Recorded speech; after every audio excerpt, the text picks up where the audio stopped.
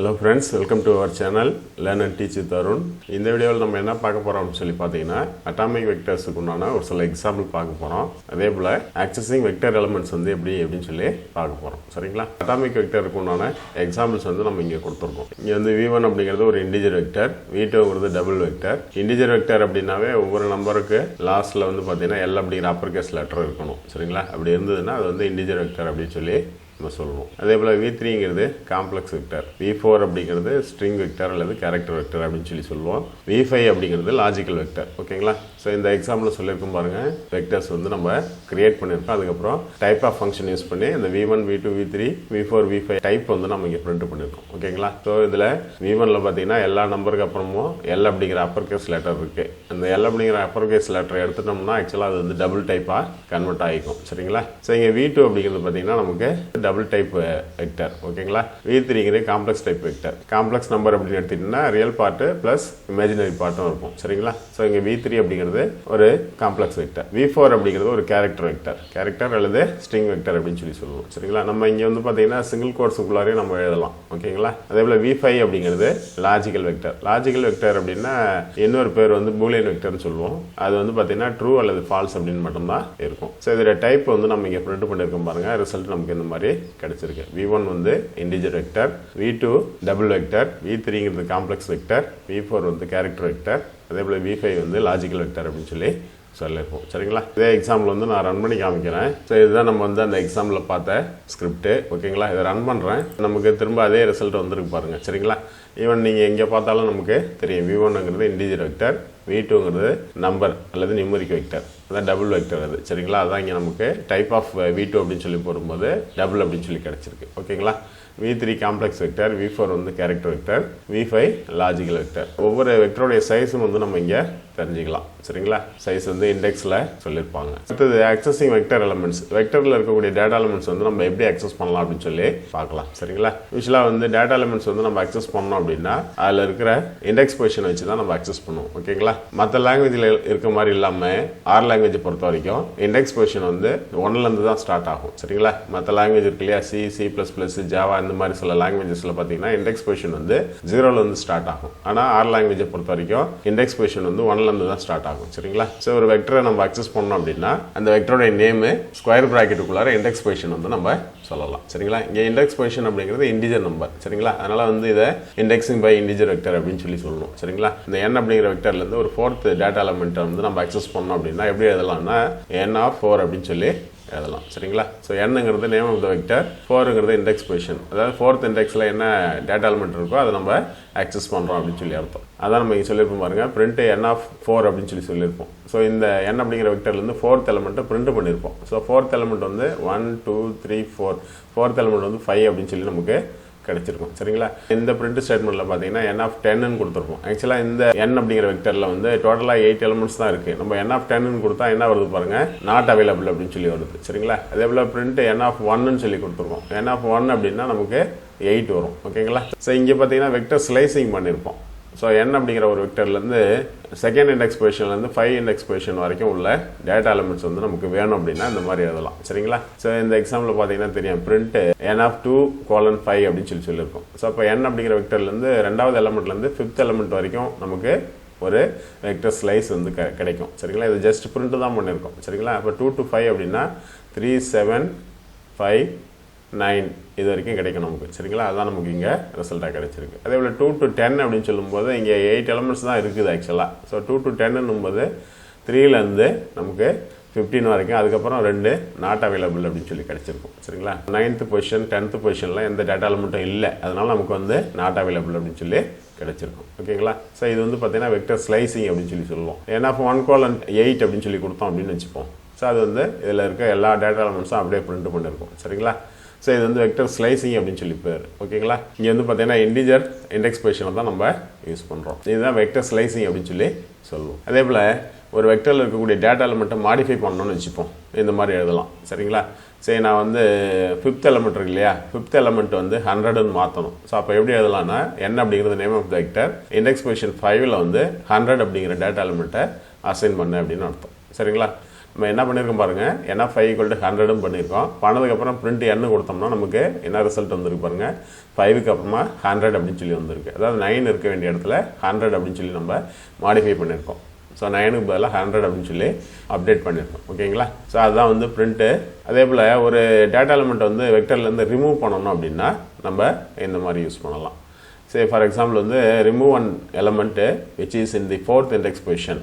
இப்போ n அப்படிங்கிற வெக்டர்லேருந்து 4th index பொசிஷனில் 5 இருக்குது. சரிங்களா? இந்த 5 வந்து நம்ம ரிமூவ் பண்ணணும் அப்படின்னா என்ன பண்ணலாம்? ஸோ பிரிண்ட்டு n(-4) அப்படின்னு சொல்லி சொன்னோம்னா அந்த 4th எலமெண்ட் மட்டும் விட்டுட்டு மற்றதெல்லாம் நமக்கு பிரிண்ட் ஆகும். சரிங்களா? ஸோ அப்போ வந்து 8, 3, 7, 9, 13, 11, 15 கிடைக்கும். சரிங்களா?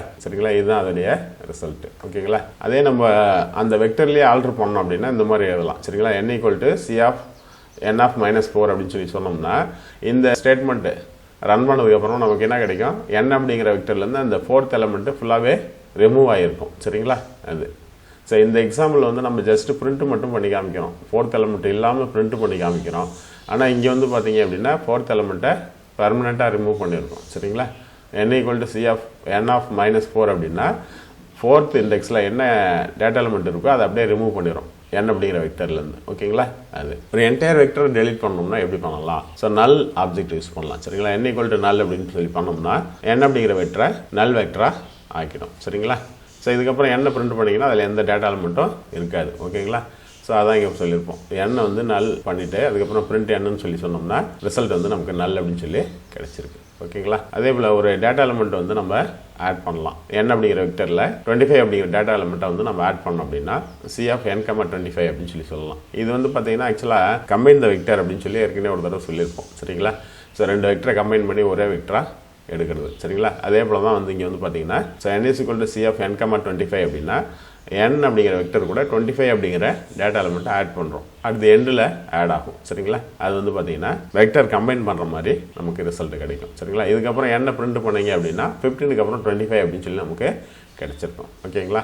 அது அதே போல் ஒரு வெக்டரில் ஒரு குறிப்பிட்ட இண்டெக்ஸ் பொசிஷனில் வந்து ஒரு டேட்டா எலிமெண்ட்டை நம்ம வந்து ஆட் பண்ணோம் அப்படின்னா அதுக்கு append அப்படின்னு சொல்லி ஒரு ஃபங்க்ஷன் இருக்குது. ஓகேங்களா? ஸோ இந்த எக்ஸாம்பிளை பொறுத்த வரைக்கும் பார்த்தீங்கன்னா n அப்படிங்கிற வெக்டரில் 13 அப்படிங்கிற நம்பரை டேட்டா எலிமெண்ட்டை ஆட் பண்ணுறோம். எங்கே அப்படின்னு சொல்லி பார்த்தீங்கன்னா ஆஃப்டர் 3rd அப்படின்னு சொல்லுவோம். அப்புறம் 3rd இண்டெக்ஸுக்கு அப்புறம் ஆக்சுவலாக 4th இண்டெக்ஸில் 13 அப்படிங்கிற டேட்டா எலிமெண்ட்டை ஆட் ஆகிருக்கும். சரிங்களா? இந்த எக்ஸாம்பிள்ஸ் இப்போ நம்ம ஒர்க் பண்ணி பார்க்கலாம். இதுதான் வந்து நம்ம ஸ்லைடில் பார்த்த எக்ஸாம்பிள்ஸ். சரிங்களா? ஸோ இது வந்து பார்த்தீங்கன்னா n அப்படிங்கிற வெக்டர், n வெக்டரில் வந்து மொத்தம் வந்து 8 டேட்டா எலிமெண்ட்ஸ் இருக்குது. ஓகேங்களா? ஸோ இதை நம்ம பிரிண்ட்டு n4 அப்படின்னு சொல்லும்போது இதை மட்டும் செலக்ட் பண்ணி கண்ட்ரோல் என்டர் பண்ணுவோம். நமக்கு என்ன ரிசல்ட் வந்துருக்கு பாருங்கள், n வெக்டரில் 8 டேட்டா எலிமெண்ட்ஸ் இருக்குது. அது 4th பொசிஷன் 4th இண்டெக்ஸ் பொசிஷனில் வந்து நமக்கு 5 அப்படின்னு சொல்லி கிடச்சிருக்கு. அதான் நமக்கு இங்கே ரிசல்ட்டாக கிடச்சிருக்கு. 10 பிரிண்ட் பண்ணும்போது என்ன 10 அப்படின்னு சொல்லி பிரிண்ட் பண்ணும்போது நாட் அவைலபிள் அப்படின்னு சொல்லி வந்திருக்கு. சரிங்களா? 10th இண்டெக்ஸ் பொசிஷனில் வந்து நமக்கு டேட்டா எலிமெண்ட் எதுவுமே இல்லை, அதனால் நமக்கு நாட் அவைலபிள் வந்திருக்கு. சரிங்களா? ஏன்னா 1 அப்படின்னு சொல்லும்போது ஃபர்ஸ்ட் இண்டெக்ஸ் பொசிஷனில் இருக்க டேட்டா எலிமெண்ட் வந்து 8 கிடச்சிருக்கு. ஓகேங்களா? அதே போல் வெக்டர் ஸ்லைசிங் பண்ணியிருக்கோம் பாருங்கள், இதை ரன் பண்ணி பார்க்கலாம். ஓகேங்களா? ஸோ 3 வெக்டர் ஸ்லைசிங் பண்ணியிருக்கோம். ஒன்று வந்து 2 to 5, இன்னொன்று 2 to 10. ஆக்சுவலாக 8 டேட்டா எலிமெண்ட்ஸ் தான் இருக்குது. ஓகேங்களா? அதுக்கப்புறம் பிரிண்ட்டு 1 to 8. இது வந்து ஆக்சுவலாக இருக்கக்கூடிய டேட்டா எலிமெண்ட்ஸ் வந்து நமக்கு ரிசல்ட்டாக கிடைக்கும். சரிங்களா? இதை மட்டும் ரன் பண்ணி பார்க்கலாம். ஸோ நமக்கு என்ன வந்திருக்கு பாருங்கள், 2 to 5ல் 3லேருந்து 3, 7, 5, 9 வரைக்கும் கிடச்சிருக்கு. ஓகேங்களா? ஸோ இது வந்து வெக்டர் ஸ்லைசிங். இது வந்து ஆக்சுவலாக பார்த்தீங்கன்னா n அப்படிங்கிற வெக்டர்லேருந்து ஸ்லைஸ் பண்ணி எடுத்து பிரிண்ட் தான் பண்ணுறோம். அந்த ஒரிஜினல் வெக்டரை வந்து நம்ம ஏதோ அஃபெக்ட் பண்ணல. ஓகேங்களா? அதே போல் 2 to 10 அப்படின்னு சொல்லி பண்ணும்போது நமக்கு ரிசல்ட் இந்த மாதிரி கிடச்சிருக்கு. ஸோ டேட்டா எலிமெண்ட்ஸ் இல்லைங்கிறதால NA அப்படின்னு சொல்லி வந்துருக்கு, நாட் அவைலபிள் அப்படின்னு சொல்லி வந்திருக்கு. ஓகேங்களா?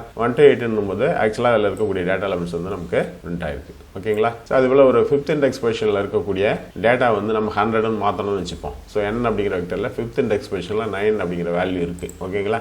ரைட் சைடில் பார்த்தாலும் நமக்கு தெரியும் 5th இண்டெக்ஸ் பொசிஷனில் 9 அப்படிங்கிற டேட்டா எலிமெண்ட் இருக்குது. அதை நம்ம வந்து 100ன்னு மாற்றுறோம். சரிங்களா? ஸோ அதை மாற்றி அதுக்கப்புறம் என்ன பிரிண்ட் பண்ணால் நமக்கு என்ன ரிசல்ட் வருது அப்படின்னு சொல்லி பார்க்கலாம். ஸோ மாற்றினதுக்கப்புறம் 9க்கு பதிலாக 100 அப்படின்னு சொல்லி நமக்கு கிடச்சிருக்கு. ஓகேங்களா? அதே போல் ஒரு டேட்டா எலிமெண்ட் வந்து ரிமூவ் பண்ணணும் அப்படின்னா இந்த மாதிரி பண்ணலாம். n = C of n(-4) அப்படின்னு சொல்லி பண்ணணும். அந்த டேட்டா எலிமெண்ட் வந்து அந்த வெக்டர்லேருந்து ஃபுல்லாக ரிமூவ் ஆகிடும். சரிங்களா? ஒரு வெக்டர்லேருந்து ஒரு பர்டிகுலர் இண்டெக்ஸ் பொசிஷன்லேருந்து ஒரு டேட்டா எலிமெண்ட்டை ரிமூவ் பண்ணிவிட்டு மற்றெல்லாம் பிரிண்ட் பண்ணி பார்க்கணும் அப்படின்னா இந்த மாதிரி பண்ணலாம். சரிங்களா? பிரிண்ட் n(-4) அப்படின்னா 4th இண்டெக்ஸ் பொசிஷனில் இருக்கக்கூடிய அந்த 5 மட்டும் நமக்கு போயிடும், மற்றெல்லாம் நமக்கு டிஸ்பிளே ஆகும். சரிங்களா? ஒரிஜினல் வெக்டர் வந்து அஃபெக்ட் ஆகாது. ஆனால் இந்த மாதிரி பண்ணும்போது ஒரிஜினல் வெக்டரில் அந்த டேட்டா எலிமெண்ட் ஃபுல்லாகவே ரிமூவ் ஆகிடும். சரிங்களா? முதல்ல இதை ரன் பண்ணி பார்ப்போம். ஸோ நமக்கு என்ன வந்திருக்கு பாருங்கள், அந்த 4th இண்டெக்ஸ் பொசிஷனில் இருந்த 5 இருக்கு இல்லையா, அது மட்டும் இல்லாமல் போயிருக்கு. சரிங்களா? 5 மட்டும் நமக்கு இல்லை. ஸோ ஸோ இந்த அவுட்புட்டில் பார்த்தீங்கன்னா தெரியும் பிரிண்ட் n ஆஃப் -4 அப்படின்னு சொல்லும்போது இந்த இடத்துல நமக்கு 5 அப்படிங்கிற டேட்டா எலிமெண்ட் மட்டும் இல்லாமல் பிரிண்ட் ஆயிருக்கு சரிங்களா. அதுக்கப்புறம் பிரிண்ட் n அப்படின்னு சொல்லும்போது இந்த ஒரிஜினல் n அப்படிங்கிற வெக்டர் வந்து எதுவும் அஃபெக்ட் ஆகலை. அதனால நமக்கு வந்து பிரிண்ட் n சொல்லும்போது அந்த 5 அப்படிங்கிற டேட்டா எலிமெண்ட்டும் சேர்ந்து நமக்கு கிடைச்சிருக்கு. இந்த 5 அப்படிங்கிற டேட்டா எலிமெண்ட்டும் சேர்ந்து நமக்கு கிடைச்சிருக்கு. ஓகேங்களா. ஸோ அதுதான் டிஃப்ரென்ஸ். இதே வந்து நம்ம n அப்படிங்கிற வெக்டரில் இருக்கக்கூடிய fourth data element fourth index பொசிஷனில் இருக்க ஒரு டேட்டா எலிமெண்ட்டை பெர்மனெண்ட்டாக ரிமூவ் பண்ணிடணும் அப்படின்னா இந்த மாதிரி பண்ணலாம் சரிங்களா. நான் ரிமூவ் பண்ணி காமிக்கிறேன். ஃபோர்த் இண்டெக்ஸ் பொசிஷனில் நமக்கு என்ன இருக்குது 5 இருக்குது சரிங்களா. அதை பெர்மனெண்ட்டாக ரிமூவ் பண்ணணும் டெலீட் பண்ணணும் அப்படின்னா இந்த நெகட்டிவ் இண்டெக்ஸ் யூஸ் பண்ணலாம் சரிங்களா. ஸோ இங்கே பார்த்தீங்கன்னா ஃபோர்த் இண்டெக்ஸ் பொசிஷனில் 5 வந்துச்சு இல்லையா, அது போயிடுச்சு இப்போ. ஸோ இங்கேயும் வந்து பார்த்தீங்கன்னா தெரியும் உங்களுக்கு 5 அப்படிங்கிற டேட்டா எலிமெண்ட் வந்து ரிமூவ் ஆயிடுச்சு சரிங்களா. ஒரு என்டையர் வெக்டரை ரிமூவ் பண்ணோம் அப்படின்னா இந்த மாதிரி பண்ணலாம். n = null அப்படின்னு சொல்லலாம். null அப்படிங்கிறது ஆப்ஜெக்ட் சரிங்களா. ஸோ இது பண்ணதுக்கப்புறமா n அப்படிங்கிற வெக்டரில் எதுவுமே இருக்காது. ஓகேங்களா. ஸோ இப்போ அதை பிரிண்ட் பண்ணிங்கன்னா null அப்படின்னு சொல்லி கிடச்சிருக்கும். ஸோ நமக்கு இங்கே என்னோட வேல்யூ வந்து null அப்படின்னு சொல்லி கிடச்சிருக்கு சரிங்களா. அதுக்கப்புறம் பார்த்தீங்கன்னா ஒரு டேட்டா எலிமெண்ட்டை எப்படி ஆட் பண்ணுறது அப்படின்னு சொல்லி பார்க்க போகணும் சரிங்களா. n அப்படின்னு சொல்லி ஒரு வெக்டர் இருக்குது. இதில் ஆல்ரெடி 8 டேட்டா எலிமெண்ட்ஸ் இருக்குது. ஓகேங்களா. ஒரு டேட்டா எலிமெண்ட்டை வந்து எண்டில் ஆட் பண்ணோம் அப்படின்னா நமக்கு இந்த மாதிரி பண்ணலாம். n,25 அப்படின்னு சொல்லி பண்ணோம்னா n அப்படிங்கிற வெக்டரில் லாஸ்ட் பொசிஷனில் வந்து அட் தி எண்டில் 25 அப்படிங்கிற டேட்டா எலிமெண்ட்டை ஆட் பண்ண அப்படின்னு அர்த்தம் சரிங்களா. இது வந்து பார்த்தீங்கன்னா ஒரு வெக்டர் கம்பைன் பண்ணுற போல தான் சரிங்களா. நம்ம ஆல்ரெடி சொல்லியிருக்கோம் வெக்டர் 2 வெக்டர் இருக்குது அப்படின்னா அதை எப்படி கம்பைன் பண்ணுறது அப்படின்னு சொல்லியிருப்போம் சி ஃபங்க்ஷன் யூஸ் பண்ணி. அதே போல் தான் இந்த ஒர்க் ஆகும் சரிங்களா. அட் தி எண்டில் வந்து ஒரு டேட்டா எலிமெண்ட் ஆட் பண்ணோம் அப்படின்னா நம்ம இந்த மெத்தட் யூஸ் பண்ணலாம் சரிங்களா. ஒரு பர்டிகுலர் இண்டெக்ஸ் பொசிஷனில் நம்ம ஆட் பண்ணோம் அப்படின்னா அப்பெண்ட் ஃபங்க்ஷன் யூஸ் பண்ணலாம். ஓகேங்களா. சரி நான் வந்து n அப்படிங்கிற வெக்டரில் ஆஃப்டர் 3 அதாவது ஃபோர்த் இண்டெக்ஸ் பொசிஷனில் நம்ம 13 அப்படிங்கிற டேட்டா எலிமெண்ட் ஆட் பண்ணுறோம்னு வச்சுப்போம். ஸோ இப்போ வந்து பார்த்தீங்கன்னா 7க்கு அப்புறமா நம்ம 13 அப்படின்னு சொல்லி வரணும் சரிங்களா. அதுக்கு வந்து அப்பெண்ட் ஃபங்க்ஷன் யூஸ் பண்ணலாம். அப்பெண்ட் n,13 n அப்படிங்கிற வெக்டரில் 13 அப்படிங்கிற டேட்டா எலிமெண்ட்டை ஆட் பண்ணணும். எந்த இடத்துல ஆட் பண்ணணும் அப்படின்னா ஆஃப்டர் 3. அப்போ தேர்ட் இண்டெக்ஸ் பொசிஷனுக்கு அப்புறமா அப்படின்னா ஃபோர்த் இண்டெக்ஸ் பொசிஷனில் நம்ம ஆட் பண்ணணும் அப்படின்னு அர்த்தம் சரிங்களா. ரன் பண்ணி காமிக்கலாம்.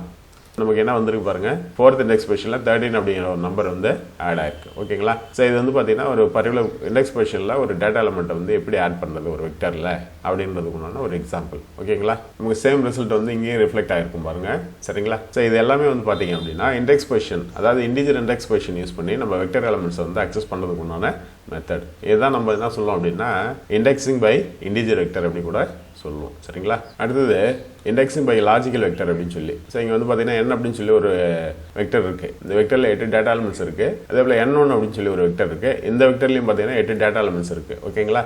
ஸோ நம்ம என்ன பண்ணுறோம் அப்படின்னு சொல்லி பார்த்தீங்கன்னா பிரிண்ட் n ஆஃப் n1 அப்படின்னு சொல்லி சொல்கிறோம். ஸோ அப்போ என்ன அர்த்தம் அப்படின்னா இந்த n1 அப்படிங்கிற ஒரு லாஜிக்கல் வெக்டரை இண்டெக்ஸாக நம்ம யூஸ் பண்ணியிருக்கோம் சரிங்களா. இதுக்கு என்ன ரிசல்ட் வந்திருக்கு பாருங்க, இந்த மாதிரி வந்திருக்கு. என்ன மீனிங் அப்படின்னு சொல்லி பார்த்தீங்கன்னா n1ல எந்தெந்த பொசிஷன்லாம் வந்து ஃபால்ஸ் அப்படின்னு சொல்லி இருக்கோ அதுக்கு கரஸ்பாண்டிங் வெக்டர் எலிமெண்ட்ஸ் வந்து நமக்கு பிரிண்ட் ஆகாது. 8, 3, 7, 13, 11, 15 அப்படின்னு சொல்லி வந்திருக்கு. இந்த 5ம் 9ம் மட்டும் நமக்கு மிஸ் ஆகுது. ஏன் அப்படின்னு சொல்லி பார்த்தீங்கன்னா n1 வந்து நம்ம இண்டெக்ஸ் பொசிஷனாக யூஸ் பண்ணியிருக்கோம். அதான் n1ங்கிறது ஒரு லாஜிக்கல் வெக்டர் சரிங்களா. இதுதான் வந்து லாஜிக்கல் வெக்டர் அப்படிங்கிறது ஒன்றான ஒரு எக்ஸாம்பிள். அதே போல் இண்டெக்ஸிங் பை கேரக்டர் வெக்டர் அப்படின்னு சொல்லி பார்த்தீங்கன்னா இந்த மாதிரி பண்ணலாம் சரிங்களா. ஒரு ஸ்ட்ரிங்கு ஈக்குவல் டு ஒரு டேட்டா எலிமெண்ட்டு. ஸோ இப்போ இந்த டேட்டா எலிமெண்ட்டை நம்ம அக்சஸ் பண்ணோம்னா என்ன பண்ணலாம், இந்த ஸ்ட்ரிங்கை வந்து ஒரு இண்டெக்ஸாக நம்ம யூஸ் பண்ணலாம் சரிங்களா. இங்கே வந்து பார்த்தீங்கன்னா v1 of 2 அப்படின்னு சொல்லியிருக்கோம். v1 of 2 அப்படின்னா 2 அப்படிங்கிற இண்டெக்ஸ் பொசிஷனில் என்ன டேட்டா எலிமெண்ட் இருக்கோ அதை பிரிண்ட் பண்ணணும் சரிங்களா. ஸோ இதுதான் வந்து நமக்கு கிடைச்சிருக்கக்கூடிய அவுட்புட். ஓகேங்களா. இதுதான் நம்ம இங்கே சொல்லியிருப்போம். ஓகேங்களா. ரன் பண்ணி பார்க்கலாம். இதுதான் நம்ம இந்த ஸ்லைடில் பார்த்த ஸ்கிரிப்ட். ஓகேங்களா. ரன் பண்ணிப்போம். ஸோ நமக்கு என்ன ரிசல்ட் வந்திருக்கு பாருங்கள், சேம் ரிசல்ட் வந்திருக்கு சரிங்களா. என்ன பிரிண்ட் பண்ணும்போது எல்லாமே வந்திருக்கு. n ஆஃப் n1 அப்படின்னு சொல்லி பிரிண்ட் பண்ணும்போது அந்த 5ம் 9ம் நமக்கு மிஸ் ஆகுது சரிங்களா.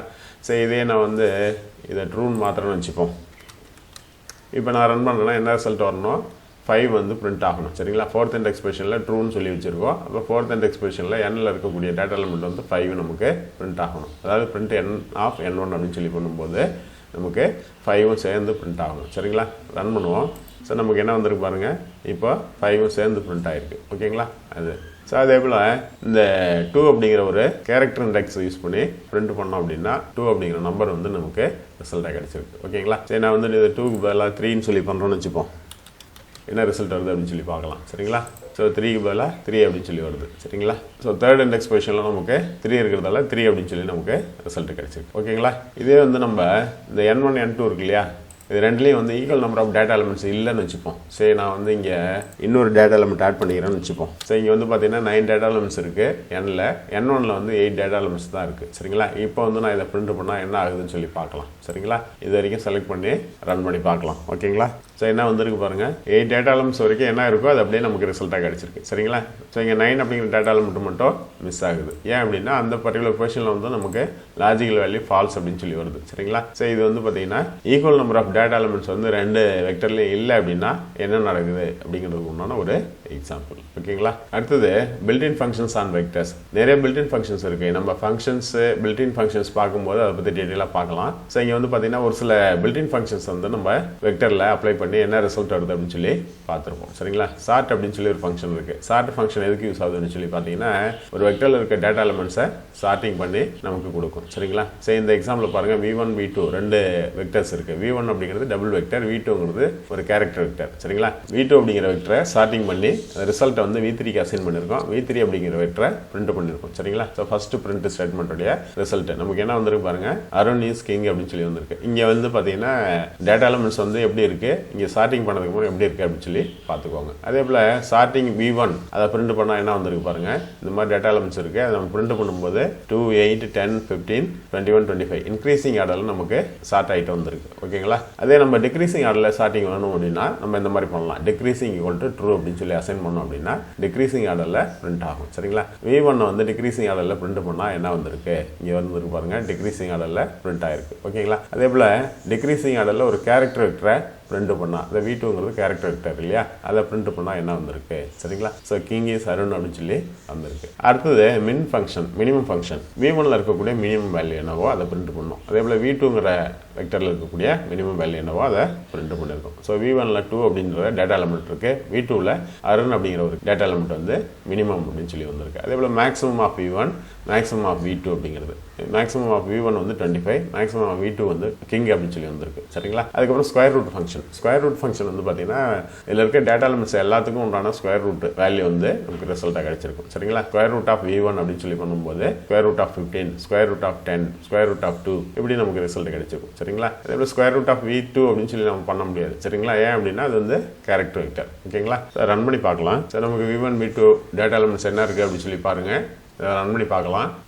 ஸோ நமக்கு ஸ்லைடில் சொன்னோம் இல்லையா, சேம் எக்ஸாம்பிள் வந்துருக்கு. ஓகேங்களா? ஸோ இது வந்து நம்ம ஸ்கொயர் ரூட் ஆஃப் V1க்கு பதில் V2 பண்ணுறோன்னு வச்சுப்போம். என்ன வருதுன்னு சொல்லி பார்க்கலாம். V2 வந்து ஆக்சுவலாக கேரக்டர் வெக்டர், என்ன ரிசல்ட் வருது அப்படின்னு சொல்லி பார்க்கலாம். சரிங்களா?